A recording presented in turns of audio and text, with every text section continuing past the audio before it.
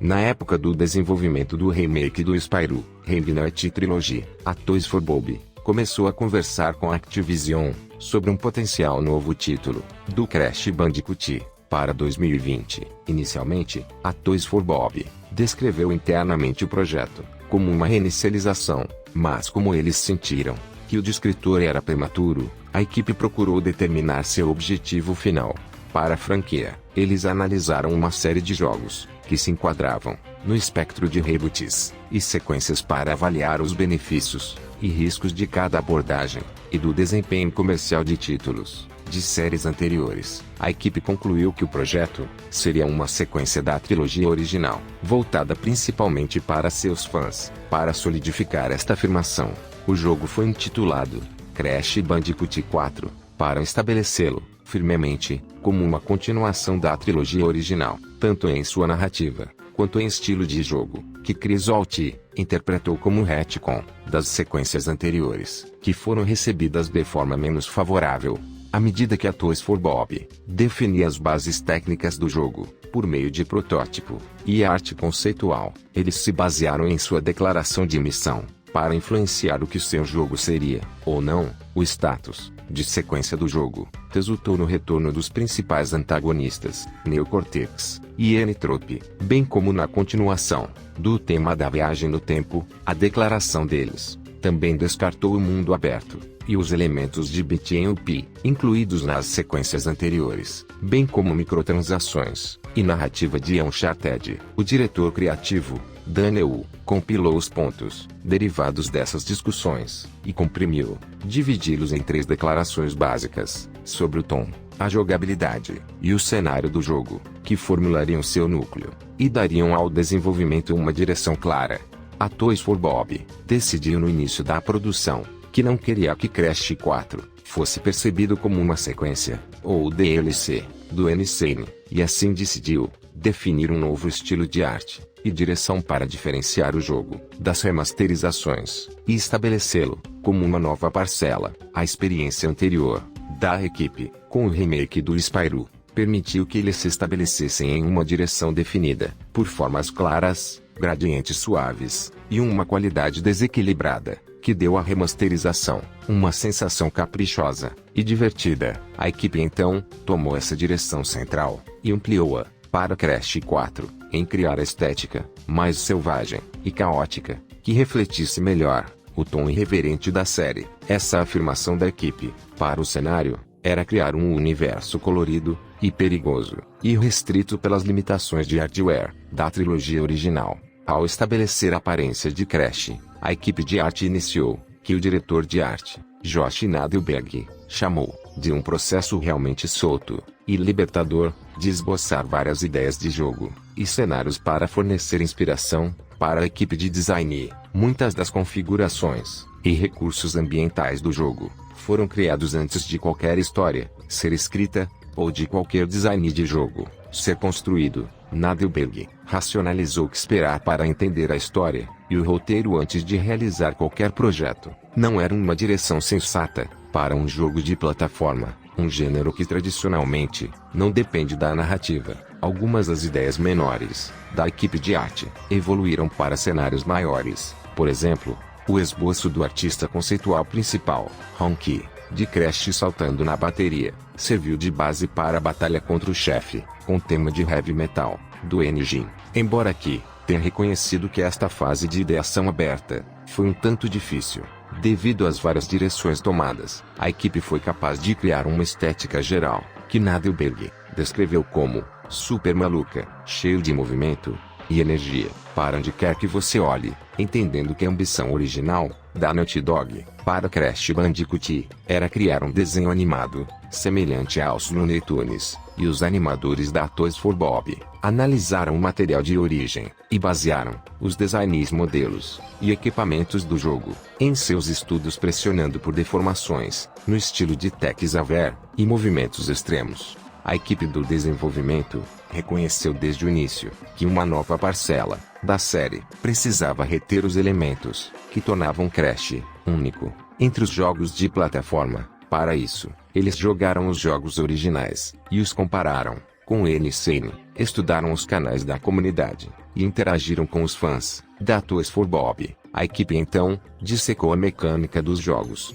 para determinar novos elementos para incutir na franquia. A Kuaku, uma mecânica de jogo e personagem recorrente que concede invencibilidade temporária ao marsupial, inspirou a experimentação com uma série de máscaras quânticas que concedem habilidades adicionais. Após um período de prototipagem envolvendo 20 a 30 ideias diferentes que foram testadas em salas brancas virtuais, a equipe decidiu por 4 máscaras quânticas baseadas nos conceitos de tempo lento, densidade, mudança de fase e mudança de gravidade. A máscara de densidade, que se tornaria Akano, originalmente concedia o poder de densidade extrema, o que faria com que o personagem do jogador se movesse lentamente, permitindo-lhe caminhar através de explosões, diminuir sua capacidade de salto e fazê-lo cair em certas superfícies. Após uma série de protótipos de quebra-cabeças, a equipe sentiu que limitar a velocidade e a capacidade de salto do jogador resultava em uma experiência menos divertida, e assim, ajustou a habilidade de Akano em um giro de matéria escura, que colocaria o personagem em movimento perpétuo.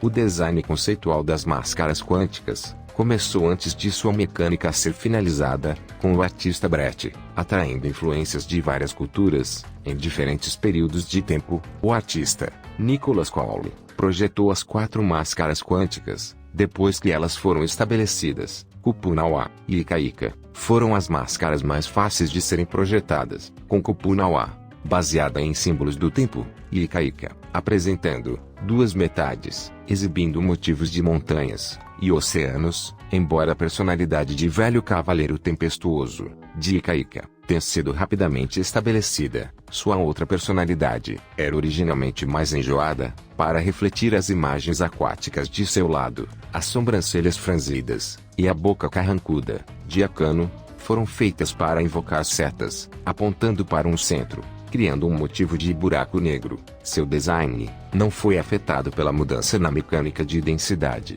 para matéria escura, já que Cole sentiu que seu ataque giratório lembrava um buraco negro. O desenvolvimento de Lani Lowly foi o mais difícil. Durante a fase de protótipo do jogo, os objetos sólidos e transparentes afetados por sua habilidade eram coloridos em rosa e azul. Isso influenciou Cole a formular um conceito de dupla personalidade, que chegou até a fase de modelagem. No entanto, o conceito já estava em uso para Ikaika, e a jogabilidade de Lani Lowly foi alterada para girar em torno de objetos de uma única cor. No final das contas, Cole criou uma personalidade que era muito frenética, nervosa. Ele sempre sente que perdeu alguma coisa. A partir daí, ele baseou os designs de Lani Lowly em motivos de quebra-cabeças, que mais tarde foram simplificados para que certas partes de seu rosto, fora dos olhos e da boca, fossem sólidas ou transparentes a qualquer momento. A capacidade das máscaras quânticas de manipular o tempo e o espaço foi determinada como um meio de unir os diversos ambientes, temas e cenários criados pela equipe de arte. Se tornou a base para a narrativa do jogo. A inclusão e o redesenho de Tauna receberam atenção especial, em consideração ao domínio dos personagens masculinos. Na série, a escritora Mandy Binanavi desempenhou um papel significativo em sua caracterização, apontando que o aspecto de dimensão alternativa da narrativa proporcionou uma oportunidade de mostrar uma versão de Tauna, que era heroína de seu próprio universo. A equipe de arte experimentou vários designs que pretendiam transmitir confiança e força, ao mesmo tempo em que eram reconhecíveis e se ajustavam ao tom e à estética da série. Tauna estava originalmente armada com um boomerang, que acabou sendo transformado em um gancho quando o desenvolvimento da jogabilidade de Dingo Daioh tornou redundante a função do boomerang de recuperar objetos distantes. O gancho resultou em uma ênfase na jogabilidade, baseada na mobilidade, e foi influenciado por Sekiro. Uma bem interessante é que teria essa, onde ela se casou com Pinstripe e tiveram um filho. Toys for Bob, ao projetar o N-Trope original em Crash 4, sentiu-se à vontade para desenvolver abordagens novas e diferentes do personagem. relacionadas à sua perturbação de tempo e espaço na história, a certa altura. Isso incluía uma versão bebê de N-Trope, pilotando um traje mecânico. Embora esse design não tenha sido usado no jogo final, a Toys for Bob optou por criar uma versão feminina de Trope de outro universo, já que a série Crash tinha poucas vilãs femininas até então. Seu conceito desenhado pelo Cole era uma espécie de versão deusa de N-Trope, com um design inspirado no gênero de terror vitoriano.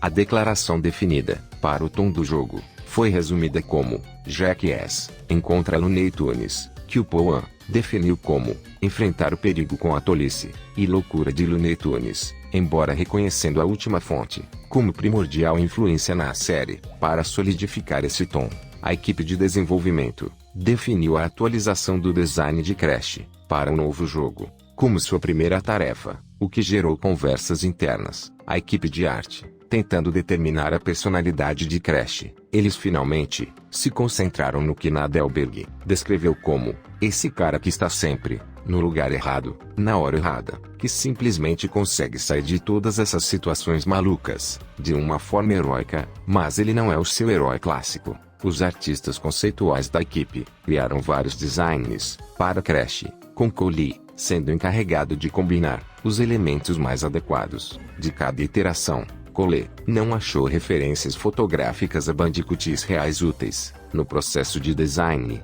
pois suas tentativas de incorporá-los resultaram em um desvio do espírito do personagem. Cole comparou o design geral de Crash à tentativa de um artista de desenhar um Bandicoot de memória. Alguns anos depois de ter visto o artista Ryan tomou a liberdade de omitir os lábios cor de pele de Crash em favor de um tratamento de pele mais simples em 2 tons, que foi incorporado em seu design final. A falta de pescoço do marsupial foi o aspecto mais difícil de seu visual para os modeladores da equipe de desenvolvimento traduzirem. Como Cole observou, ele é apenas ombros e depois uma cabeça. Na verdade, foi um grande desafio técnico fazer isso da maneira certa. O redesign de Coco, entretanto, exigiu apenas pequenos ajustes, além de atualizar seu dispositivo laptop para um tablet. O estudo de TFB sobre a mecânica da série inspirou ainda mais a inclusão de personagens jogáveis adicionais. O produtor criativo, Luiz, citou esta decisão como o aspecto mais difícil do desenvolvimento inicial do jogo. Devido ao considerável elenco de personagens da série, a seleção foi finalmente determinada por quem se encaixaria melhor nos principais inquilinos de plataforma do jogo. A equipe então decidiu que os personagens deveriam preencher papéis narrativos específicos com Cortex e Tawna, respectivamente, sendo posicionados como vilão e anjo da guarda, buscando um coringa para contrastar os dois personagens. A equipe transformou o Dingo Dio em uma figura caótica e neutra, que causa travessuras ao tentar voltar para casa. As personalidades distintas dos personagens permitiram que a equipe encontrasse maneiras únicas de encaixá-los no enredo e na jogabilidade do jogo, bem como aproveitar a oportunidade para introduzir novas mecânicas de plataforma. Cortex, assim como Coco, recebeu apenas pequenos ajustes de seu visual, porém, segundo Cole, suas proporções mais alegres resultaram em suas animações ficando muito bonitas, o que foi mitigado com a criação de uma folha de expressão que auxiliou na preservação da caracterização tradicionalmente cômica de Cortex. A equipe teve dificuldade em determinar a função da arma de raios do cientista. Os primeiros experimentos envolveram Cortex usando a arma de raios para desevoluir inimigos, como transformar um dinossauro em um filhote. A equipe reconheceu que isso teria dobrado a quantidade de recursos necessários para cada nível em que Cortex estava presente. Eles então simplificaram o conceito para transformar os inimigos em um objeto aleatório dentro do jogo. O elemento aleatório foi descartado em favor de diferentes plataformas para acomodar a natureza tradicionalmente determinística da série. Os dois tipos de plataformas foram reduzidos de 3 para maior simplificação. O design de Dingo Dio foi um desafio para os artistas, devido à necessidade de encontrar um equilíbrio entre os elementos de sua anatomia híbrida única. A equipe de desenvolvimento comparou o motivo vingativo de Dingo ao de Joe Wake e reconheceu que sua falta de conexão com a narrativa principal do jogo concedeu um certo grau de liberdade aos designers de fases. Para a jogabilidade de Dingo, a noção geral de vácuo foi uma decisão inicial dos desenvolvedores. Experimentos com a mecânica de vácuo incluíram o uso de caixas TNT, puxar interruptores e operar estilingues, que foram todos rejeitados devido à sua complexidade e efeito no ritmo do jogo. A batalha contra o chefe de Ian Brill, Cole criou uma série de formas alternativas, nas quais Brill se transformaria, incluindo um verme furtivo e um pterossauro. Embora a equipe tenha usado apenas a forma brutal, marca registrada de Brill, para simplificar, a resposta positiva da equipe ao design do pterossauro levou a sua inclusão na cena final de nível. O antagonista recorrente, Reaper Hole, deveria aparecer como um chefe no final do nível, passando por você, mas não aparece no jogo final. Embora Nitrous Oxide, antagonista de Crash Team Racing, tenha sido rejeitado como um personagem jogável em potencial, devido sua associação com jogabilidade baseada em corridas, ele aparece nas 3 fases da órbita de Bermúgula, no qual sua nave espacial é sequestrada pelos 2 tropes. Sua inclusão levou a equipe de arte a projetar vários membros de sua espécie, que aparecem como inimigos, embora reconhecendo o apelo universal do humor físico. A Toys for Bob procurou garantir que o jogo falasse especificamente ao seu público-alvo adulto. Para este fim, eles incluíram insinuações sugestivas em alguns dos nomes de roupas e títulos de níveis, bem como cenários mais ousados, como o narcisismo de Annie Trope, culminando em um relacionamento com seu eu feminino. Essa direção influenciou o roteiro autoconsciente, em que a continuidade alterada da série é aludida com humor em uma cena. A declaração de Toys for Bob sobre a jogabilidade foi a execução tensa e precisa. Eles procuravam exceder a dificuldade da trilogia original, enquanto integravam uma curva mais suave. A equipe de desenvolvimento pretendia que Crash 4 fosse o maior jogo de Crash de todos os tempos, o que influenciou o escopo e a duração dos níveis, bem como a quantidade de recursos extras. O jogo foi construído do zero, em vez de reutilizar recursos da trilogia Insane. No entanto, a contribuição de desenvolvimento da TFB no remake, como no Nitro Field, permitiu à equipe analisar os elementos fundamentais da franquia e emular a jogabilidade e a câmera dos jogos originais. A equipe usou Crash 2 como seu principal quadro de referência para encontrar um equilíbrio entre novos recursos e preservar a experiência central de plataforma da série. No meio da criação de certos níveis, a equipe de design teve dificuldade em avaliar os saltos, devido às mudanças de perspectivas, para preservar o nível de desafio do jogo, e ao mesmo tempo, conceder aos jogadores um recurso para realizar saltos precisos. Um indicador evidente na forma de um anel amarelo, ao redor da sombra de Crash, foi adicionado, formato de Ruby, para acessar níveis, que foi visto anteriormente em Crash 2 e 3. No entanto, eles descobriram que seu objetivo, em relação à dificuldade do jogo, combinava melhor com o sistema de mapa linear, visto no primeiro game. Esse sistema também permitiu que a equipe elaborasse melhor a narrativa do jogo, cronologicamente, já que buscavam dar mais ênfase à narrativa e às relações dos personagens do que os jogos anteriores. Binox, desenvolvedora do NF, colaborou com a Toys for Bob para criar os efeitos visuais e versões diferentes de músicas para os níveis Inverted. Entre os que fizeram o teste para o cargo de compositor